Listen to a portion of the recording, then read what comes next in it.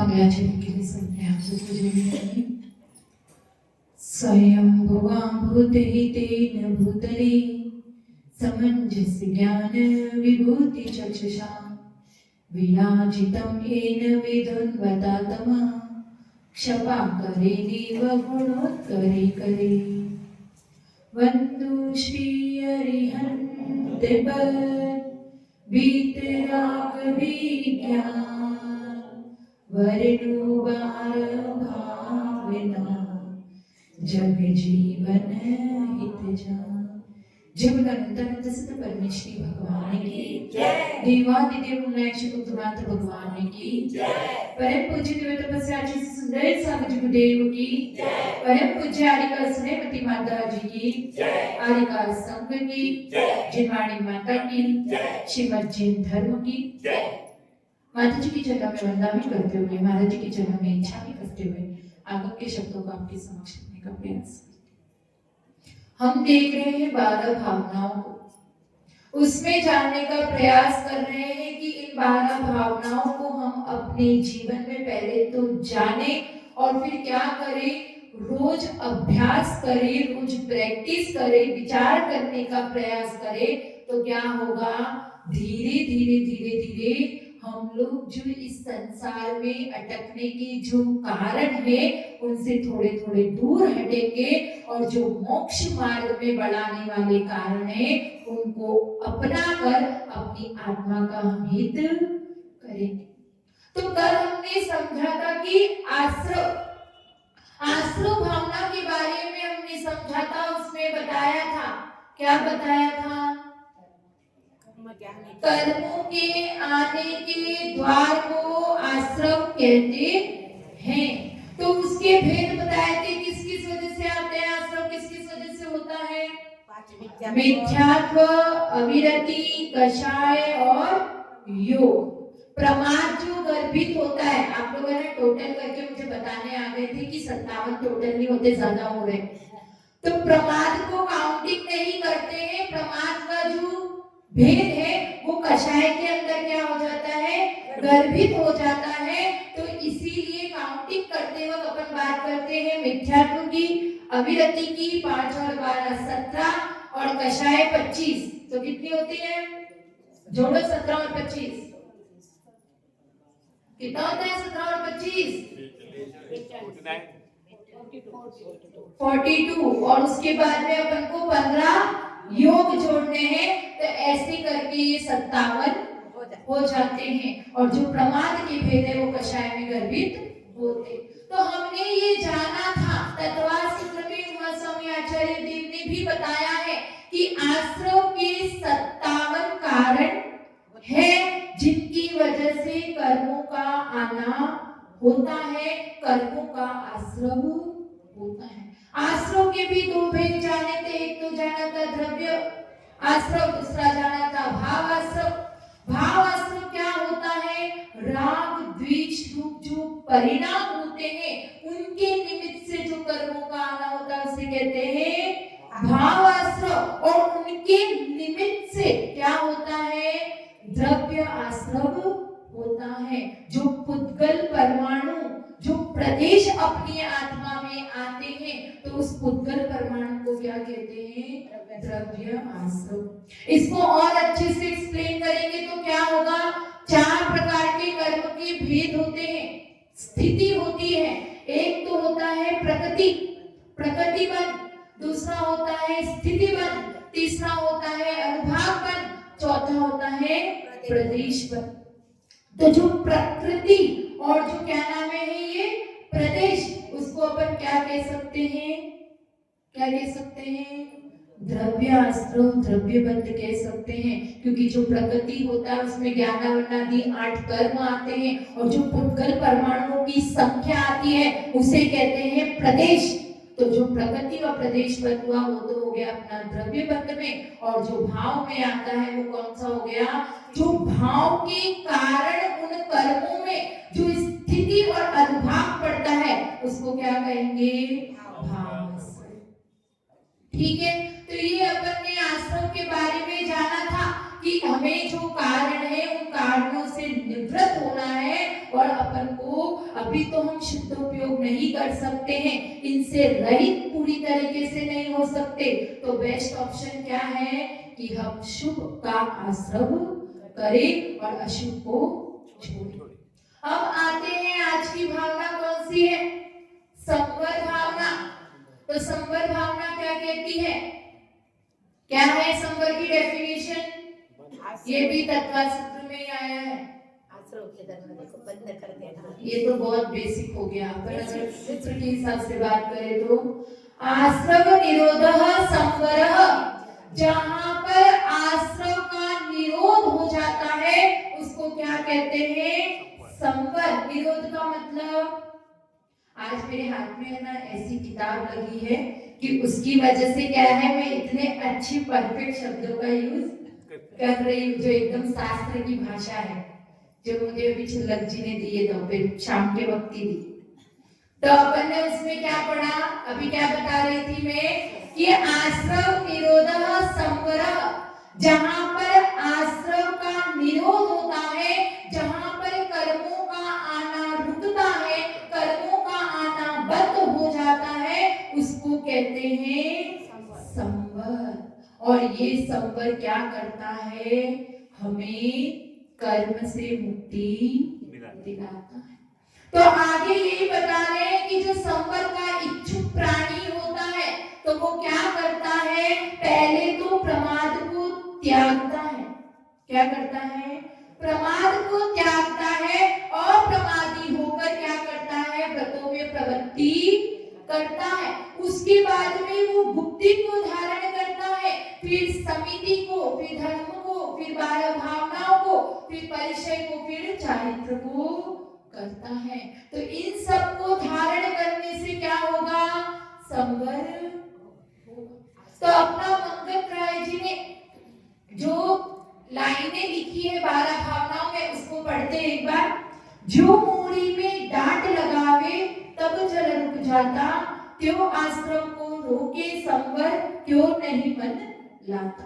क्या बता रहे पहली लाइन में कि जैसे नाव है, वो नाव में क्या है, छेद है, ठीक है, तो क्या होगा, पानी आएगा, तो वो आश्रम हुआ। तो जो वो छेद है उस पे क्या कर दो, डांट लगा दो, उसको बंद कर दो, तो क्या हो जाएगा, पानी का आना बंद हो जाएगा। उसी प्रकार से क्या कर लो तो रुक जाएगा। तो जो आश्रम है त्यो आश्रम को रोके, जो आश्रम को रोकता है उसको क्या कह रहे हैं, वो संवर है। फिर कह रहे हैं पंच महाव्रत समिति गुप्ति त्रय वचन काय मन को, 10 विधि धर्म परिचय 22 12 भावन को। तो जो आश्रम को रोकने में निमित्त है, जो संवर को करने में निमित्त है, वो कौन कौन है, 10 धर्म। सबसे पहले क्या है, सवगुप्ति। तो क्या है, गुप्ति, समिति, धर्मानुप्रेक्षा मतलब धर्म, और अनुप्रेक्षा, जो अनुप्रेक्षा मतलब जो भी अपन पढ़ रहे 12 भावना है, और उसके बाद में क्या है, परिचय, और उसके बाद चारित्र। तो ये जो 57 भेद है, जिस प्रकार से 57 कारण है आने के, क्या 57 छिद्र है, जिसकी वजह से क्या हो रहा था, जल आ रहा था, जिसकी वजह से कर्म आ रहे थे। अब क्या करना है, इन 57 कारणों का यूज करके उन छिद्र पे क्या करनी है, डांट लगानी है, उन्हें भरना है, उन छेदों को भरना है। तो क्या होगा, कर्मों का आना रुक जाएगा, पानी का आना रुकेगा, तो क्या हो जाएगा, संवर। तो ये सब भाव 57 मिलकर आश्रम को खोते, ये सब मिलकर क्या करते हैं, आश्रम को खोते हैं, आश्रम को खत्म कर देते हैं। सुबह दशा से जागो चेतन, कहाँ पड़े सोते। तुम क्या कह रहे हैं कि ये स्वप्न के, ये बेहोशी से क्या करो, तुम जागो, कहाँ पड़े सो रहे हो, कौन, चेतन, आत्मा, जीव। भाव शुभाशुभ रहित शुद्ध भावन संवर भावे, क्या करो, भाव शुद्ध भावन संवर भावे डांट लगत ये नाव पड़ी मझधार पार जाओ। तो क्या करो, जो भाव तुम्हारे शुभ अशुभ भाव है उन दोनों से क्या हो जाओ, रहित हो जाओ। उन दोनों ही भावों को छोड़ो, उन्हें त्यागो और अपनी आत्मा में रमण करो, ध्यान लगाओ। जब इन दोनों भावों से रहित हो जाओगे तो तुम्हारी जो ये डांट लगी हुई नाव है वो क्या हो जाएगी, इस मझधार से पार हो जाएगी, इस संसार से पार हो जाएगी। तो हमें यहाँ पर बताया है कि तुम्हें डांट लगाना है, तुम्हें इन 57 का यूज कर उस छिद्र को क्या करना है, भरना है। तो 6 ढाला में एक और डेफिनेशन आती है संवर की, क्या आती है, शम दमते, तो सम दमते जो कर्म न आवे सो संवर आदरी। मतलब शमन, किसका शमन होता है, शमन किसका होता है, शम दम, शमन और दमन किसका होता है, इंद्रियों का दमन, और कषायों का शमन। जो कषायों का शमन करते हैं, इंद्रियों का दमन होता है, तो क्या होता है, वहीं पर संवर होता है। एक समय की घटना है, रति और कामदेव दोनों क्या कर रहे थे, एक जंगल में विहार कर रहे थे, वहां से गुजर रहे थे। तो वहां पर वो जो कामदेव होता है वो कहता है कि प्रिय, क्या कहता है, प्रिय पूरा जगत मेरे क्या है, वश में है, मैंने सबको अपने अधीन करके रखा है, सब मेरे क्या है, दास है। इतना कहता है तो वो कहती है, क्या कहती है, जो देवी रति होती है वो कहती है कि स्वामी आप इतना अहंकार मत कीजिए, इतना घमंड मत करिए, क्योंकि इतना घमंड करना अच्छी बात नहीं है। और फिर जब वो थोड़ा और आगे बढ़ते हैं तो वहां पर क्या होता है, उन्हें एक मुनिराज दिखते हैं जो कि ध्यानारूढ़ होते हैं, ध्यान में रहते हैं, जिनकी बाहर प्रवृत्ति खत्म हो गई थी, वो बाहर की सारी प्रवृत्तियों से निवृत्त हो गए थे, जो अपनी आत्मा का ध्यान करने के लिए बैठे थे। तो उनको देखकर वो रति पूछती है कि स्वामी क्या आपका वश इन पर भी चलता है, क्या ये भी आपके दास है। तो जब वो उन्हें देखता है तो कहता है कि नहीं, मेरा इन पर कोई भी अधिकार नहीं है, क्योंकि इन्होंने तो मोह को त्याग कर लिया, इन्होंने तो मोह को जीत लिया है, मेरे अधीन ये हो ही नहीं सकते। तो उसी समय उसकी पत्नी क्या कहती है उससे, तुम अभी तो थोड़ी देर पहले क्या कर रहे थे, ढिंगे आंक रहे थे कि ये सब कुछ सारा जगत मेरे अधीन है, मेरे कंट्रोल में है, और अभी तुम्हें दिख गया कि किसके कंट्रोल में क्या है, किसके वश में कौन है।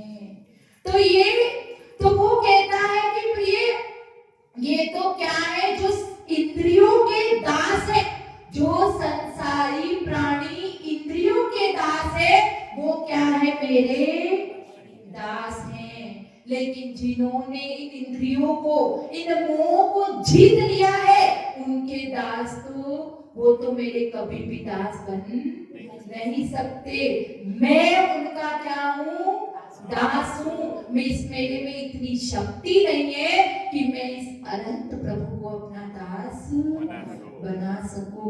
जिन्होंने शमन और दमन को अपना लिया है, जिन्होंने कषायों का शमन कर लिया है, इंद्रियों का दमन कर लिया है, उनको कैसे मैं अपना दास बना सकता हूँ। तो यहाँ पर हमें यही समझना है कि हमें क्या करना है, इन इंद्रियों का दास नहीं बनना है, ये कषायों में हमें प्रवृत्ति नहीं करनी है, तो हमारा ऑटोमेटिकली क्या हो जाएगा, संवर हो जाएगा, कर्मों का आना रुक जाएगा। तो यहाँ पर अपन को यही समझा रहे हैं। तो क्या बताया है, संवर के 57 कारण बताए हैं। सगुप्ति समिति धर्मानुप्रेक्षा परिचय जय चारित्र। तो सबसे पहला आता है गुप्ति। गुप्ति का मतलब मन बुद्धि वचन बुद्धि काय। ये तो भेद बता दी। तो मन गुप्ति पे का कंट्रोल, मतलब मन को कंट्रोल में रखना, वचन को वैसे ही रखना है। ठीक है, ऐसा भी कह लो कि मन वचन काय को अपन ने क्या करना, वश में करना। एक डेफिनेशन और आती है कि जो आत्मा का रक्षण करती है गोपनीय रूप से, उसको क्या कहते हैं, गुप्ति। सही बात है जी, है ना, गुप्ति। जो आत्मा का रक्षण करती है, जो मन से वचन से काय से, जिस प्रकार से कोट बने रहते हैं, बाहर एकदम ऐसे घेरा बना रहता है ताकि अंदर वालों को क्या हो, सुरक्षा प्रदान करते हैं, तो उसी प्रकार से जो मन वचन काय, ये जो तीन गुप्तियां हैं, वो क्या करती है, आत्मा का रक्षण और संरक्षण करती है। तो जो इन तीनों से क्या हो जाता है, निवृत्त हो जाता है, मतलब थोड़ा भी इनमें हलन चलन नहीं करता है, एकदम स्थिर होकर ध्यान में आरूढ़ रहता है, उसकी क्या होती है, गुप्ति होती है। और उसकी वजह से क्या होता है, संवर होता है। फिर आगे बता रहे हैं समिति। अब कह रहे हैं कि आपके पास में इतनी शक्ति नहीं है क्या कि आप कंटिन्यूसली क्या करो, मन वचन काय को कंट्रोल में करके रखो, थोड़ा भी हिलो नहीं, डुलो नहीं, चलो नहीं, ऐसा हो नहीं सकता। जब तक अच्छी बात तो क्या है कि आप शुद्ध उपयोग में क्या करो, रमण करो, आप अपना उपयोग शुद्ध ही रखो, शुद्ध उपयोग में ही रहो।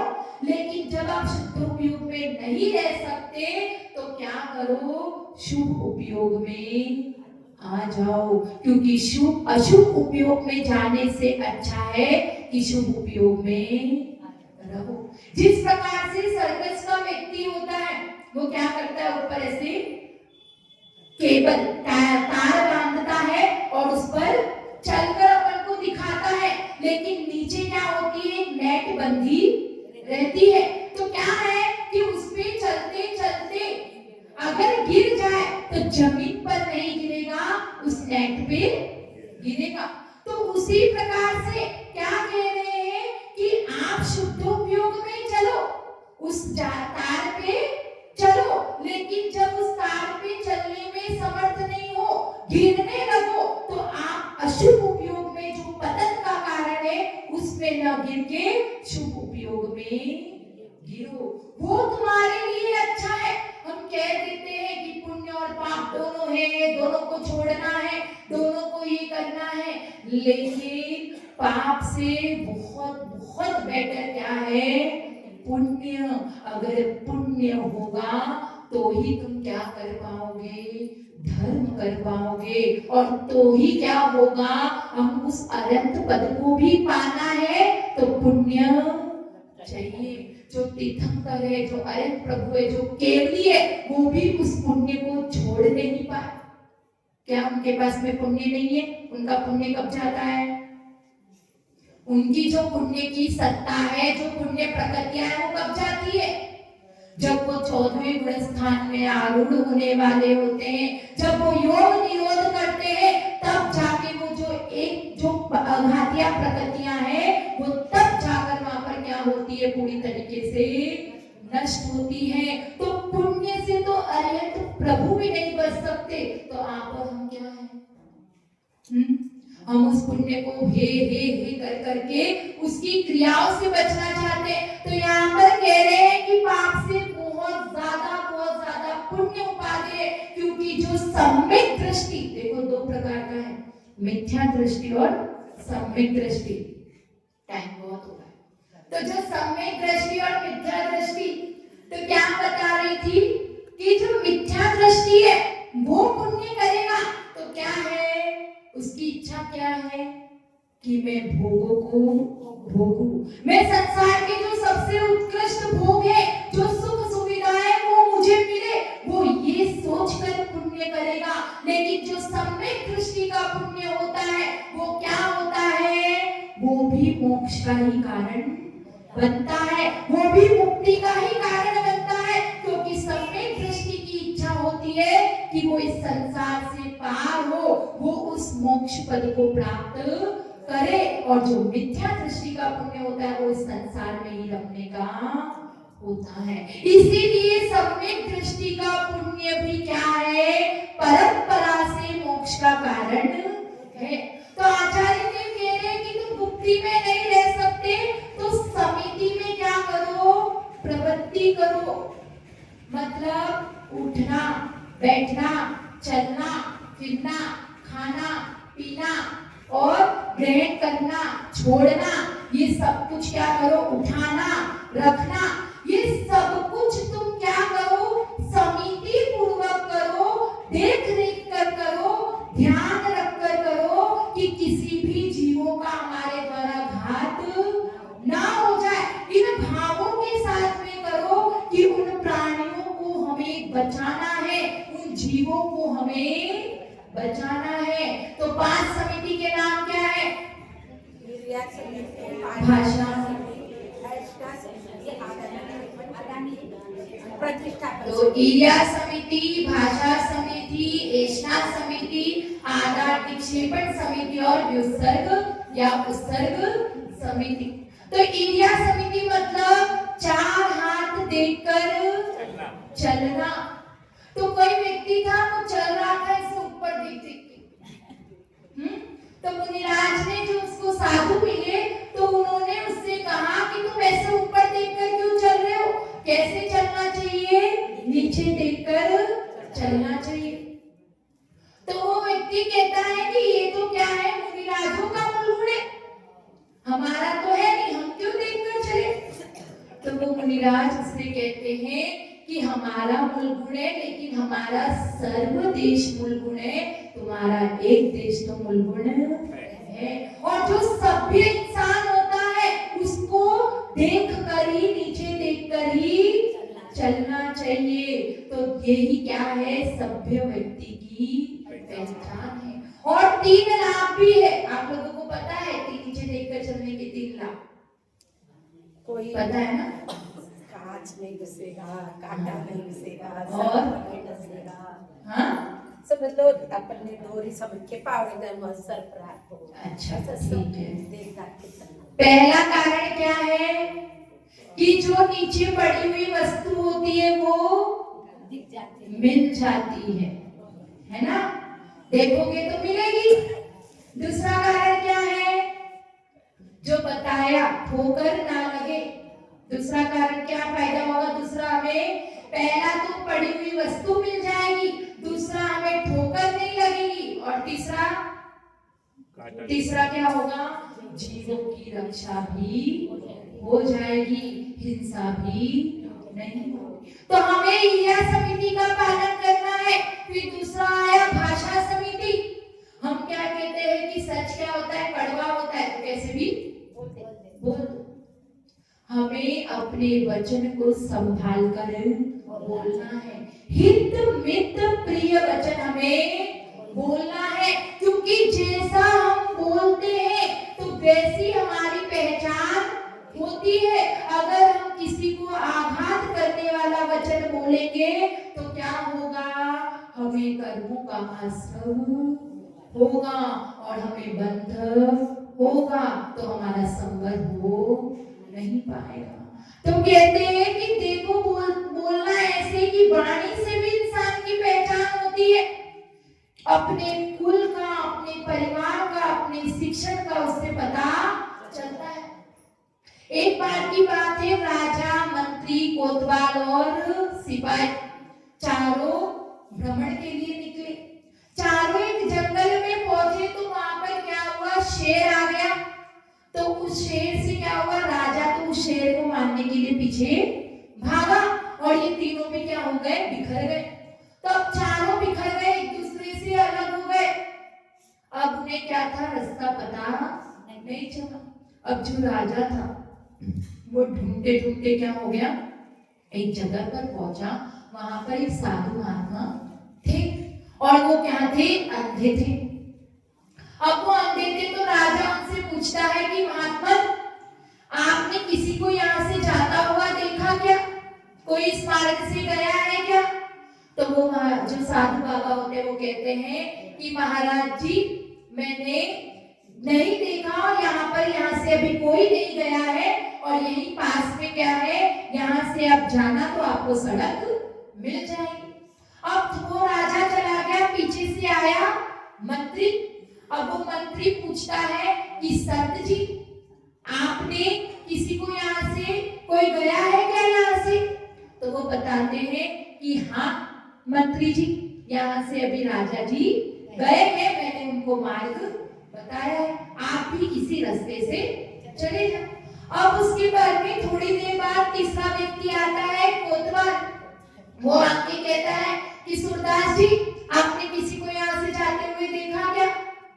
तो वो कहता है कि हाँ कोतवाल जी अभी यहाँ से राजा और मंत्री गए, तुम भी इनसे चले जाओ। फिर पीछे वो कोतवाल सिपाही, वो भी एक क्वेश्चन तो बोलते हैं, वो कहता है कि ओ अंधे यहाँ से कोई गया है क्या? तो वो कहता है हाँ सिपाही यहाँ से अभी राजा मंत्री कोतवाल गए। तो जब ये कहते हैं फिर वो भी चला जाता है। अब चारों एक जगह पर क्या होते हैं, मिल जाते हैं और पूछते हैं कि तुम्हें किसने बताया रास्ता? तो वो बताते हैं कि वो साधु महात्मा ने नाम ले लेकर बताया। तो वो आश्चर्य में कि अंधा है और उसने कैसे बताया कि अभी राजा गया, अभी मंत्री गया, अभी कोतवाल गया। तो चारों वापस आते हैं साधु बाबा के पास और पूछते हैं कि क्या बात है, आपने कैसे बताया? तो वो कहता है कि जो जितना हल्का होता है उसकी वाणी भी उतनी हल्की होती है और जो जितना भारी होता है उसकी वाणी भी उतनी भारी। जब राजा ने पूछा तो संबोधन महात्मा दिया, जब मंत्री ने पूछा तो संत जी, जब कोतवाल ने पूछा तो सूरदास जी और जब सिपाही ने पूछा तो अंधे। तो इस तरीके से पहचान होती है। तो कहते हैं अपने जग सुहित कर सब अहितर मत सब संशय हरे भ्रमरोग हरजन के वचन मुख चंद्र ते अमृत जल। जो क्या करता है, सबको सुख पहुंचाता है, सबके अहित को हरता है और क्या करता है, जो वाणी ऐसे बोलो जो सबके संशय को दूर करे और सबके रोग हरे, ऐसी भाषा समिति होनी चाहिए। फिर रेशा समिति जो 46-200 को टालकर भोजन करते हैं और हमारा खाना पीना कैसा है वो तो हम स्वयं जानते हैं। जैसे आप भोजन होगा वैसे विचार होंगे, इसलिए हमें हमारा भोजन भी शुद्ध करना है, भक्ष अभक्ष का हमें ध्यान रखना है। फिर आते हैं आदान निक्षेपण समिति। आदान निक्षेपण समिति में क्या, उठाना और रखना। कोई भी चीज को घसीट रहे हैं तो देखो कहीं जीवों की हिंसा तो हमारे द्वारा नहीं हो रही है। फिर उसके बाद में हम मल विसर्जन कर रहे हैं, मल मूत्र का विसर्जन कर रहे हैं तो वहां पर भी शोधन करके देखना है। जब इस तरह की हमारी प्रवृत्ति होगी तो हमारा जो अशुभ कर्मों का आश्रय हो रहा था उसका संवर हो जाएगा। फिर आते हैं धर्म। तो 10 धर्मों का क्या करना है, हमें धारण करना है। 10 धर्म के नाम क्या, क्षमा, मार्दव, आर्जव, शौच, सत्य, संयम, तप, त्याग, आकिंचन्य, ब्रह्मचर्य। धर्म की डेफिनेशन क्या है, वस्तु, स्वभाव, धर्म। अहिंसा और दया का पालन करना क्या है, धर्म है। तो उस धर्म को हमें धारण करना है। जैसे कहते हैं कि वृक्षों में कल्प वृक्ष क्या है, महान है। तीर्थों में समेत शिखर महान है। उसी प्रकार से धर्मों में सबसे बड़ा धर्म महान कौन सा है, अहिंसामयी धर्म। तो उस धर्म को हमें क्या करना है, अपनाना है, धारण करना है, जीव दया का पालन करना है। फिर आ रहे हैं अनुप्रेक्षा। तो शरीर की रक्षा तो क्या होती है, एक माता होती है। और जो इस शरीर, जो आत्मा की माता है वो क्या है, वो 12 भावनाएं जो क्या करती है, शरीर का लक्षण करती है। तो जो इन 12 भावनाओं को भाएगा तो क्या बनेगा, कष्ट सहिष्णु बनेगा। वो कष्टों को सहन करने में क्या हो जाएगा, पारंगत होगा, उसमें दृढ़ता आएगी, और दृढ़ता आएगी तो वो परिचय को भी जय कर लेगा। वो जो 22 प्रकार के परिचय है उसको भी जीत लेगा। और जो परिचय को जीतना है तो क्या होगा, चारित्र को तो धारण करना ही पड़ेगा। जो चारित्र को, जो संयम को धारण करेगा वही क्या कर पाएगा, परिचय को सहन कर पाएगा और 12 भावनाओं को भाएगा, और उसके वैराग्य में क्या होगी, दृढ़ता होगी। तो इस प्रकार से हमें क्या करना है, आश्रव का संवर करना है। लास्ट में 4 लाइन बोलकर समाप्त करती हूँ।